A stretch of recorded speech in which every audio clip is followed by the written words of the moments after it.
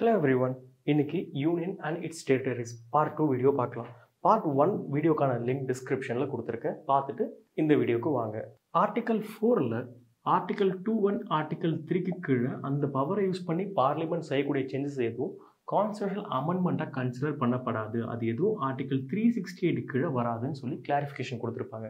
So parliament article 213க்கு கீழே எந்த ஒரு சேஞ்சஸ் பண்ணாலும் அதை த்ரூ சிம்பிள் மெஜாரிட்டியை பாஸ் பண்ண முடியும். ஆர்டிகல் 3ல் பவர் டு டிமினிஷ் ஏரியான்னு சொல்லி ஒரு ப்ரொவிஷன் இருக்கும். ஸோ பார்லிமெண்ட் நினச்சாங்கன்னா நம்மளோட நிலப்பரப்பு, அதாவது ஸ்டேட் ஏரியாவையோ யூனியன் டெரிட்டரி ஏரியாவையோ குறைக்க முடியும். இந்த பவரை யூஸ் பண்ணி நம்மளோட பார்ட் ஆஃப் ஏரியா ஏதாவது ஃபாரின் ஸ்டேட்டுக்கு கொடுக்க முடியுமா முடியாதா அப்படின்னு ஒரு டவுட் வந்திருக்கும் இந்த year 1960. So president under article 143 இந்த மேட்ரு சுப்ரீம் கோர்ட் கிட்ட ஒரு டவுட் கேட்டிருப்பாரு.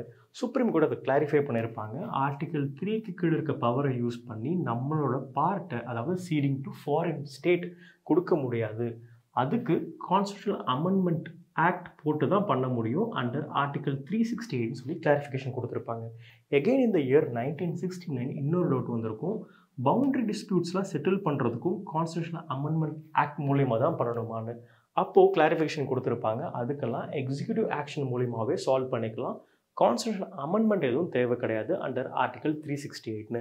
இந்த சாப்டரில் இது வரைக்கும் பார்த்ததில் ஒரு முக்கியமான 2 கான்ஸ்டிடியூஷனல் அமெண்ட்மெண்ட் ஆக்ட்ஸ்னால் act 9 and constitutional amendment act 100. இது ரெண்டுமே ரிலேட்டட் டு பங்களாதேஷ்காக போடப்பட்டிருக்கும். இது என்னன்றது பாருங்கள், ஜஸ்ட் அவுட்லைன் மட்டும் பார்த்துக்கோங்க. 9th constitutional amendment act related to Berubari union West பெங்காலில் இருந்து பங்களாதேஷ்க்கு கொடுக்கறதுக்காக. And 100th constitutional amendment act Bangladesh கூட ஒரு சில டெரிட்டரிஸ் எக்ஸ்சேஞ்ச் பண்ணுறதுக்காக போடப்பட்டிருப்பாங்க. பங்களாதேஷ் ரிலேட்டடாக ஒரு சில அவார்ட்ஸ் இருக்கும்.